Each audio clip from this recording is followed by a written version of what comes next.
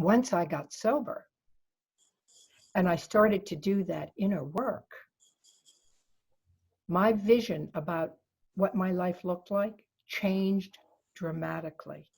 And I started to realize that I had purpose and that there was meaning to my existence.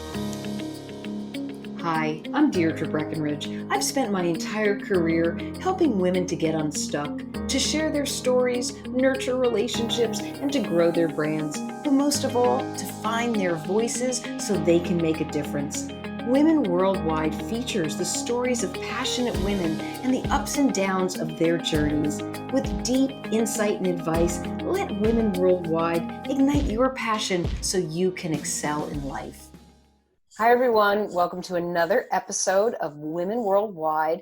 Thank you for tuning in wherever you are in this world. We appreciate you. Every week, we bring the stories of amazing guests, accomplished and talented professionals who share their journeys. But you know what? It's not as easy as it looks. So they're doing great work, but they have challenges, highs and lows, and they're sharing their insights and tips and advice with you, and you're telling us that it helps. And that makes us feel great because we want you to fuel your passion and power up your own voice. So let's get to today's topic. We're going to dive right in.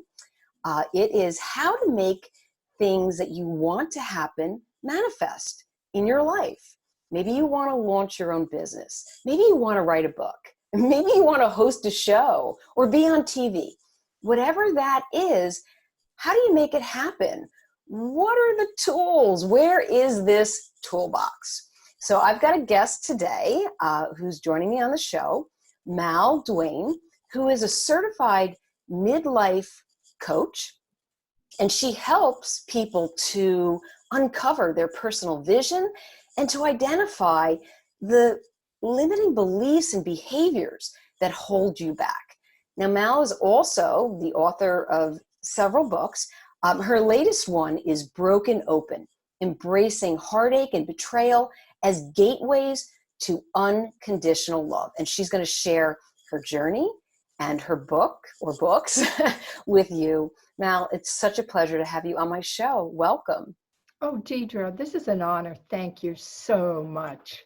Well, it's great to have you here, and there's so many questions that I could ask, but I always like to start out with that one question about, did you know that you were going to be a life coach and that you would be an author someday? How did you kind of get to where you are? Well, I had no idea that any of those things were in my future because I had a rather, what I would call a train wreck of a ride until I got to being 40. And my life was addiction. I was consumed by, alcohol abuse, depression, self-condemnation. So to think that I would be someday writing a book or supporting other women in their growth wasn't even on my radar. But once I got sober and I started to do that inner work, my vision about what my life looked like changed dramatically. And I started to realize that I had purpose and that there was meaning to my existence. And there were lessons I needed to learn. And when I mastered those lessons, I would need to go and help others. And that's how it all came about. That is wonderful. And that's hard work. I mean, that's basically what I was saying in the intro, is that you might make something look easy now, but it takes a lot of searching and digging and pain. And I guess another question would be, what do you tell people? So when they feel like life is really, really knocking them down, what can they do? What is that first step? Everything that happens to us happens for a reason. And even the most painful experiences, they are meant to teach us something. Our soul is trying to uncover a past of negative patterns or character traits. And what happens is that we're given these experiences so that we can heal these patterns that we have been carrying for so many years and maybe many lifetimes. I do believe in reincarnation, and I think we keep coming back until we start to get it right. That's really interesting. Do you think that most people realize that there is a pattern going on? Not consciously, and that's why we keep getting the hit on the head. It's a wake-up call. These experiences are really teaching tools. And I have many times said to women, the pain that you are experiencing right at this moment may be your greatest teaching tool because it may inspire you to change your life at this moment and take a different path. So pain is a great motivator, and it's a wonderful tool that shows us we are not living in alignment. We are not doing what we're meant to do, or we wouldn't be in pain. Oh, that's true. I mean, that's a really, and nobody wants to be in pain. We all No. want to feel much, much more aligned. When you talk about, so if you can identify patterns and understand that pain can be a gift in a sense, if you change something in your life, is that the first step to this manifestation of, oh my gosh, I can do something different. I can write that book. I can build that company. Yes, it is. For example, my self-worth all came from the validation of other people. I had no inner feeling of self-worth or self-esteem. So I put all my power, everything out in the hands of other people and the way that they treated me. And if they treated me the way I expected, I felt valued. If they didn't, I felt devalued. This is very common with women. We engage in relationship to feel better about ourselves. It should be in reverse. We should feel better about ourselves so that we can engage effectively with others, so that we can build the life that we want, so that we can create what we want. It has to start from within. Yeah, I mean, this is fascinating. I've heard so many times this expression, and it's helpful. Why are you giving your power to somebody else? So it's almost, is this about, as you said, the validation, where you put so much energy into something that really isn't helping you and shifting your focus and changing your energy so that it's more within and it's healthier? Do you think that has something to do with it? Absolutely. And what happens is that this concept, this perception that if we do or behave or look a certain way, that people are going to like us better and love us, that belief is built when we're very small children.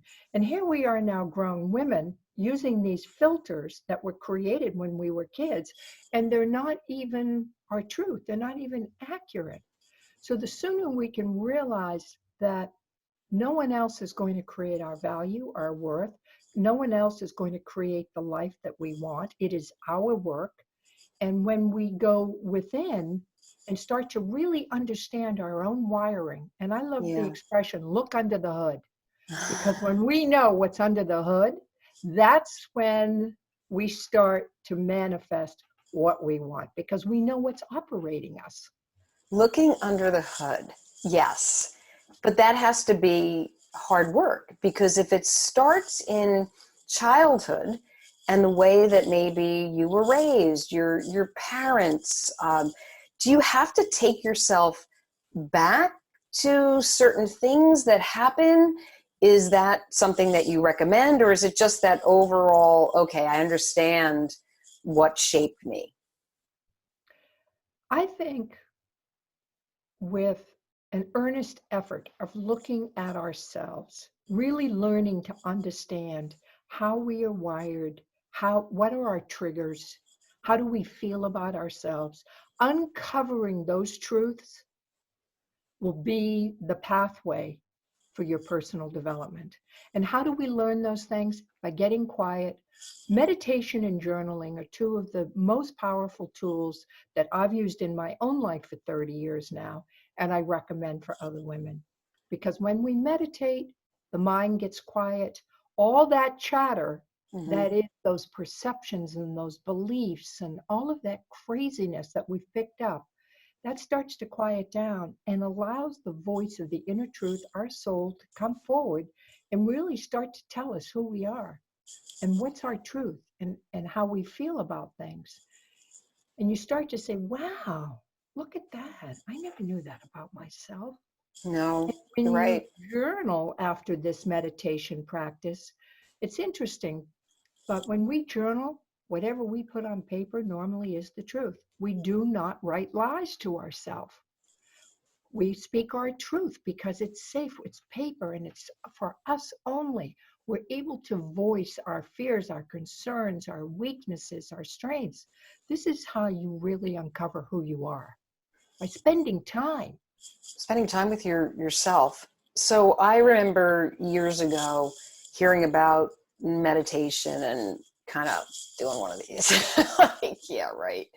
I am the first one to say, and it was Noelle, my stepdaughter, who actually led me through my first meditations, which was the biggest eye opener for me. Now I do it on my own. Sometimes I do meditations through Dr. Joe Dispenza.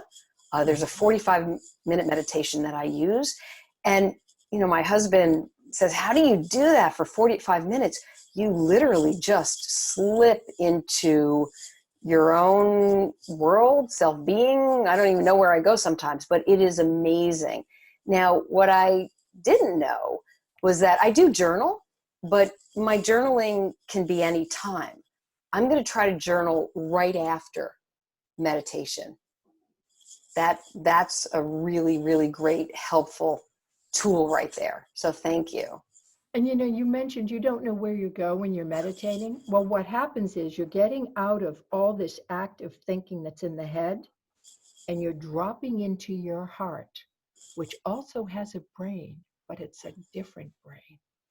And it works differently because your heart leads you to your truth. It leads you to your power. It leads you to your magnificence and your worth.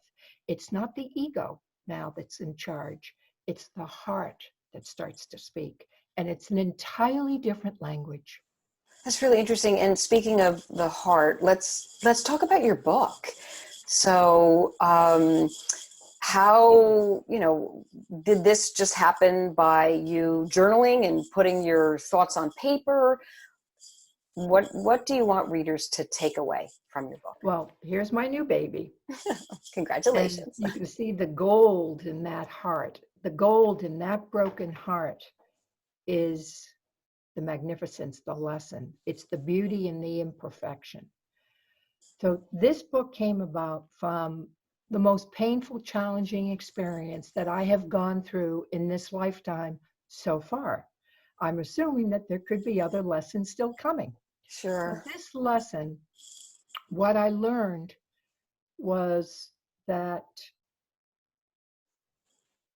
other people, their unconscious behavior towards us does not define who we are.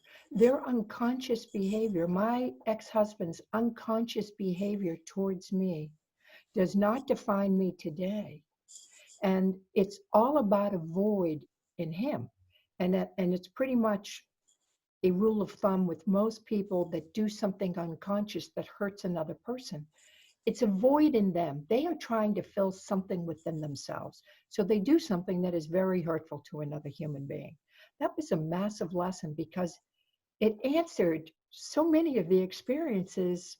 Well, it given me answers to so many experiences that I've had in my life that were relationship based. It's Right. always been a weak area for me. Relationship has been my trigger point because I was constantly looking for that validation, that feeling of being whole, because I was in relationship. What I've learned is I am completely whole, just as Mal, just me. This is you. I'm wholeness. And if I can feel and embrace that wholeness and keep it in alignment with my truth and my core values, I show up in such a powerful way that I can impact other people's lives in a positive way and help lift them up.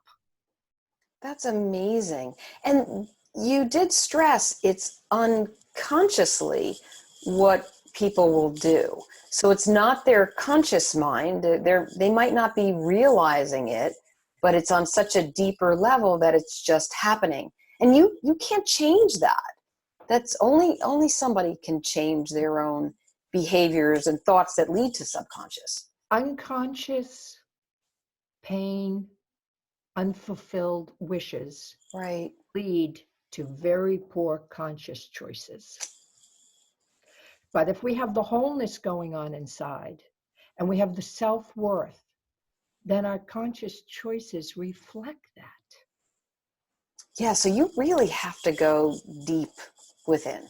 And I think that's where the meditation and the thoughts, is that feeding your subconscious to help you? We all have an ego, and Yes. that's that miserable little voice in your head that's always putting you down, criticizing you, telling you you're not good enough. It's trying to keep you safe. It's Mm-hmm. trying to keep you from rejection and being hurt. But what it really does is hold you back most of your life. When you can identify that voice and realize, okay, it's here to try to keep me safe. I understand that. But I know that I have the ability, the capacity to do X, Y, Z, even though that nagging little voice is saying, oh, no, no, no, don't step up and try to get that job. Oh, my goodness gracious, who do you think you are? There are so many more candidates, far more Right, more qualified. qualified. Oh, yeah, and they have better education than you'll ever dream of. That's the voice that most people live their lives by. They're directed by that haunting negative commentary. When you learn to dial that down, that voice of inner strength, power, and truth is able to step up and say, you can do this. Maybe you should look at reading certain material before you go in on that interview. Maybe you should brush up your resume before you submit it. Maybe you should sit down and get clear. Is this a company that's really in alignment with your core values? Do you really want to be there? It's a whole different dialogue that's going to start to take place when you come from the heart and not from your head. I think you're making such a great point, because our minds rarely stop the chatter. I mean, it's hard to go throughout the day. There's a lot, first of all, there's a lot of external noise that you sort of have to distance yourself from, but you're always talking to yourself. It's ongoing. To identify that one voice, that ego, that protective, which really is holding you back, that sounds like the start to really changing your conscious thoughts. Because if you can consciously think about things and bring out, like you said, the soul of your voice or your heart, that then slips down deeper in your subconscious. And now suddenly you are manifesting what maybe you want to happen. Right. Deidre, I can honestly say that all my own suffering, the pain that I carried for years, was not about what people did to me. It was about what I thought. My own thinking Powerful. caused everything that was painful in my life. It caused my addiction. It caused worthless, relationships where I was not treated or valued. It was absolutely my nemesis. Until I realized that, I was not able to stop all the addiction. Once I realized it was my thinking, I put alcohol down and I never touched it again, nor had a desire. Now, that's not how the story usually goes, No. but that's just an indication of how powerful what we tell ourselves is. Our thinking is, it's the foundation for everything. Right. I think the mind is so much more powerful than what we give it credit for. And also the fact that you pointed out that the heart has its own mind. Mel, this is fascinating stuff. I'm gonna ask you to hold your thoughts because we're gonna shift our focus just for a moment to the sponsor of today's show, which is Routledge Publishing. And I don't know if you know Routledge, if you've ever heard of them, but they're actually one of the leading academic publishers in the world. And they publish textbooks and journals, and they happen to be the publisher of my book, Answers for Modern Communicators.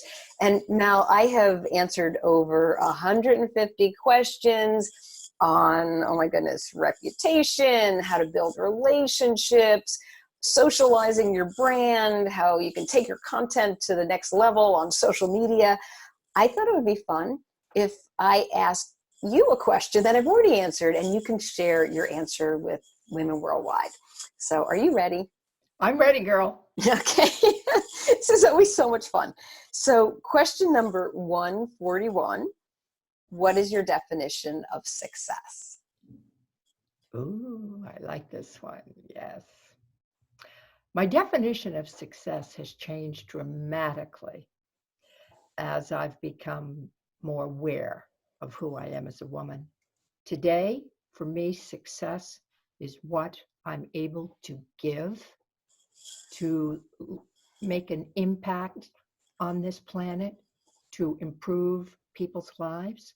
But once upon a time, my success was defined by how much money I made, the clothes I wore, the kind of car I drove. It was all exterior um, things that I had acquired that today to me are meaningless. They have no value. My value is in what I can do to serve others and hopefully the imprint I will leave with others when I'm gone. To me, that's real success. Oh, that's beautiful. Thank you so much for answering the question. And thank you, Routledge, for sponsoring this episode and for my book. Okay, let's dive back into the discussion.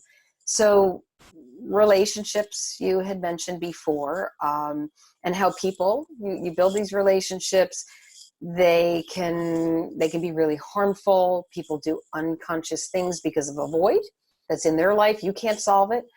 What do you do now if there are relationships that you have to keep in your life because they're family members, or they're people that are around you that you're not going to maybe cut out of your life?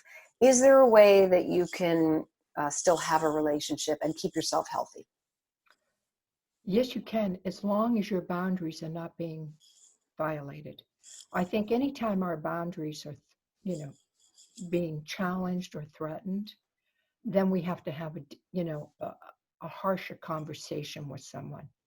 Yes, we have people that maybe are not quite in alignment with us or don't see things the way that we see them. It doesn't mean that you can't have them in your life.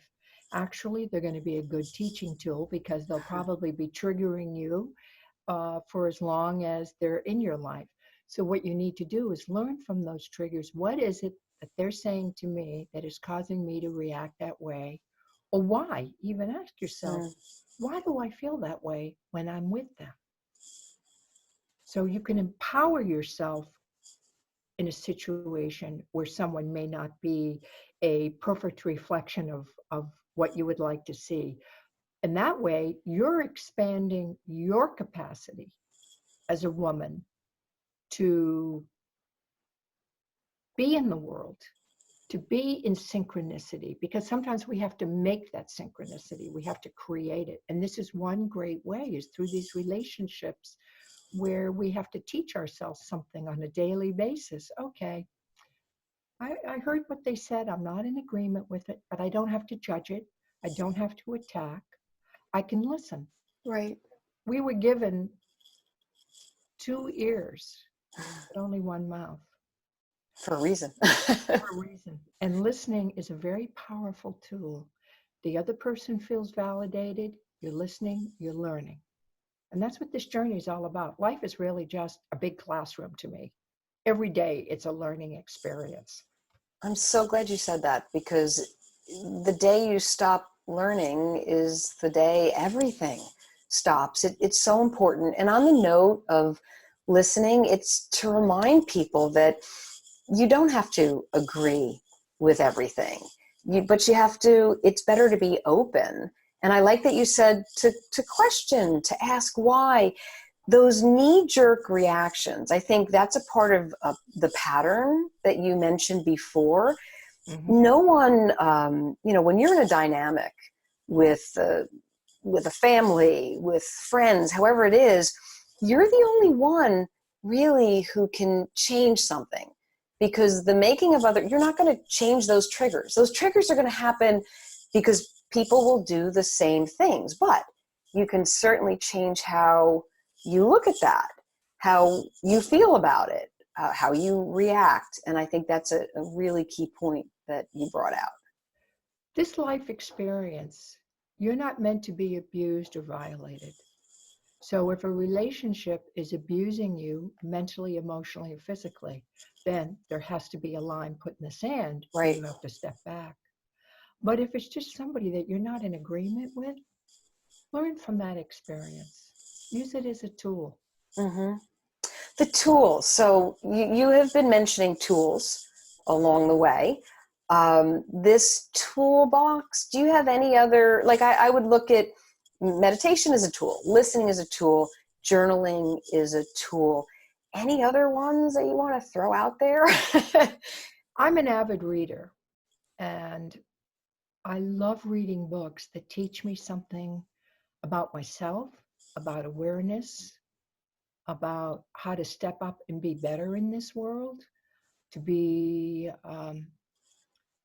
to listen to my own voice, to tap into my soul. So I have a very strong spiritual practice that I, every morning do, where it's some spiritual reading, the meditation, the journaling. Um, I take a lot of classes that just resonate with my interests, and I'm a lifelong student. I am committed to learning how to live life as blissfully as I can. And I have to tell you, I'm there. I am there. Very few things trigger me now. I very rarely get upset, get angry.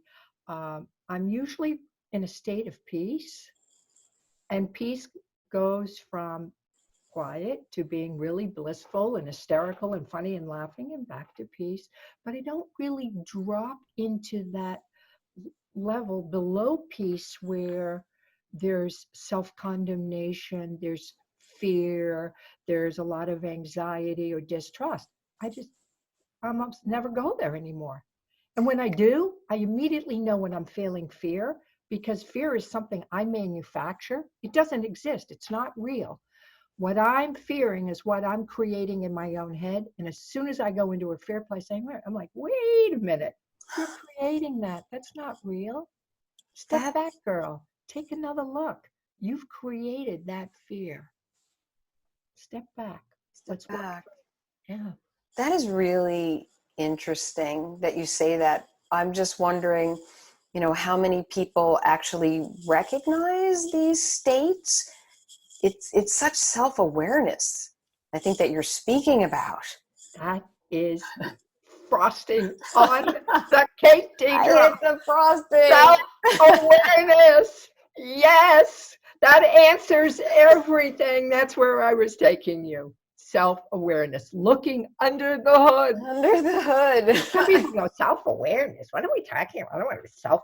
Look under the hood. Look See under the what the hood. engine is doing. Right. That engine is driving you in a certain direction, and you have the power to change that direction. And if you know, listeners out there, if you know you have this power to change direction, why wouldn't you want to? Right? What would stop you? And I guess maybe that's another question. Mel, what do you think stops people? So people are listening right now. Is it just fear of change? I think it's two things. One, they fear they're not worthy of what they want or desire. Self-worth is a huge, huge challenge for many of us. And then the second thing is just that fear of, holy crap, if I get it, what am I going to do? Yeah. So it all Trust is, in the unknown. yeah, it's all in the head. Again, it's what we think. What we think, because what we think is what we manifest. Thoughts are energy. That's all they are. And when you think something, you're sending out that energetic vibration. And guess what? It's going to connect with something, and it's going to bring it right back into your life, whether you want it or not, because you thought about it. That's why you always have to think positively. Like Yeah. I can't stress that enough, because it's that positive energy brings the right people into your life. It's that vibration, like you said. I have a very simple formula for how we can go through life thinking positively. And it's very simple. One is what you focus on. So if you're going to focus on negativity, you're going to get negativity. But if you pull your focus within yourself, which is what we've talked about today, you start to pay attention to things that are so much more important than the nonsense that's out there. Put down the resistance and allow acceptance in your life. Go with the flow. Stop resisting things. The resistance causes the fear, and you keep pushing against something, and the harder you push, the more you bring it into your life. Wake up every day with intention. Live with intention. Don't let someone else be making your key decisions and choices. Wake up and have an idea of what you want to create today, and start to see it as crystal clear with as many wonderful details and excitement as you possibly can, and believe every minute that you're worth having that which you intend. Paying attention to your thoughts, because when you see that your thoughts are going, into that dark place, break that pattern. I tap myself on the forehead. I start to just break my thought pattern, tap myself on the temple. I used to use an elastic band on my wrist, but now I just Oh, tap, and just it breaks my thought pattern. I that's do, a really good tool yeah, right there. just this. I'm like, whoa, what am I thinking? Whoa, what am I thinking? That's not my truth. What is that? That's just my fear. I'm creating this anxiety right now. And then the other thing is realizing how much we can contribute to other people's lives. And that is through service and helping others. When we help others, we feel so good about ourselves. It lifts our self-confidence, it lifts our self-worth. We're literally putting a pebble in the pond, and those ripples go out. There's nothing that can help our personal growth more than knowing we contribute to the well-being of others. Yeah, I Simple. mean, you just mapped out such a great way to really manifest all of your dreams and your goals. The last one, helping others, I think that is like just touches my heart. So I, that little yep. formula, Deidre, spells faith, focus, acceptance, Oh, intention, thoughts, and helping others. The faith. acronym is FAITH. And what does that faith mean? It's not about religion. It's about unwavering belief in yourself. You practice those steps, you will have unwavering belief in yourself. And that's where I live today, in that place of knowing I can, knowing Knowing. I can. No reservation, no doubt, no hesitation, knowing I can. Listeners, have faith, right? And know you can. This is powerful. Now, thank you so much for sharing that. I am curious, because we talked about challenges. Do you have any there were challenges before along the journey that you shared, and thank you for sharing that. What about now? Do you have any challenges in your business or your work, or is that just a tap, get that out? Oh, I do have challenges. Okay. We always have challenges, because they're meant to take us up another level. They're meant to teach us something else about ourselves. And that's how I look at them. So when somebody really pushes my buttons, the old Mal would have turned and I would have eaten their face off. Right. Now I take it in and I process and I don't react. That is what I've learned. Give myself time to process. Do not react to somebody else's behavior. And when I give myself time to process, then